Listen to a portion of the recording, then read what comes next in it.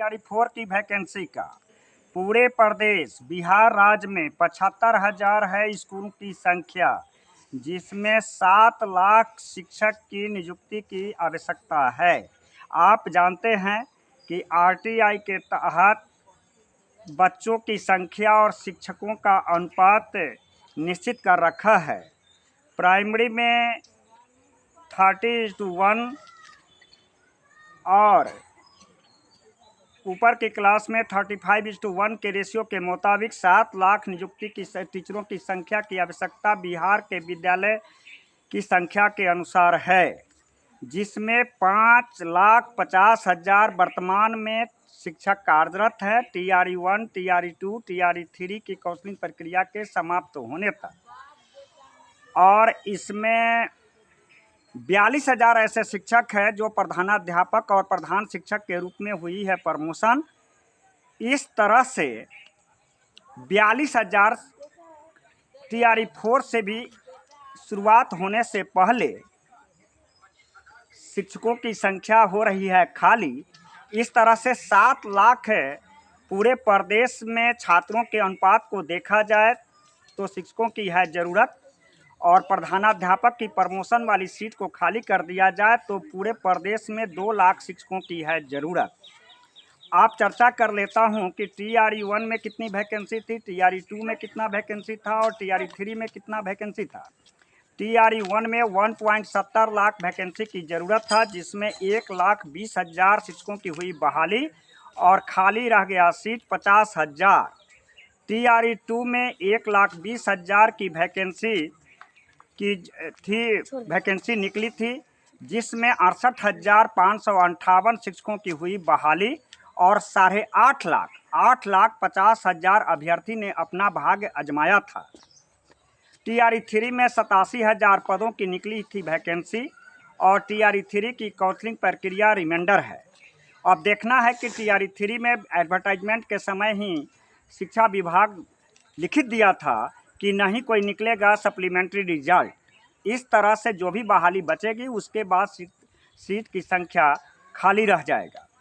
अब हम बात कर लेते हैं कि टीआरई 1 की जो बहाली हुई थी 1,70,000 वैकेंसी निकला था, 1,20,000 शिक्षकों की बहाली हुई, जिसमें 50,000 सीट खाली रह गया था। 1,20,000 की वैकेंसी निकला था टीआरई 2 में, और 70,000 के आसपास शिक्षकों की बहाली हुई। यह संख्या मिलाकर के हो जाता है 1 लाख। इस तरह से शिक्षकों की संख्या पूरे प्रदेश में 75,000 विद्यालयों में शिक्षकों की जो ज़रूरत है 7 लाख, और विद्यालय में कार्यरत वर्तमान शिक्षकों की संख्या 5 लाख है। 2 लाख के आसपास शिक्षकों की संख्या शिक्षक और छात्रों की अनुपात आरटी के जवाब के तहत खाली है। लेकिन बिहार शिक्षा विभाग जो योजना चल रहा है 80,000 शिक्षकों पर होगी बहाली। आप सभी जानते हैं कि शिक्षकों की रिक्तियां की डाटा शिक्षा विभाग आदेश दे चुका है टीआरई पूरे जिला शिक्षा पदाधिकारी को कि कितनी सीट खाली है उसका डाटा भेजना है। लेकिन टीआरई 4 की प्रक्रिया तभी शुरू होगी जब टीआरई 3 की कंप्लीट प्रक्रिया समाप्त हो जाएगा। आप सभी जानते हैं कि बिहार में शिक्षक की बहाली हो और मामला कोर्ट में न जाए, ऐसा नामुमकिन लगता है। बिहार की से पूरे प्रदेश में 29 प्रदेश है, पूरे देश में 29 प्रदेश है, लेकिन बिहार में कैरी बैक के लिए कोई ठोस प्रणाली नहीं है। ठोस प्रणाली अगर होता तो नियमावली में एक फेज की सीटों की संख्या दूसरे फेजों में कैसे कैरी करेगा, इसका एक सुप्रीम कोर्ट का भी फैसला आ चुका है।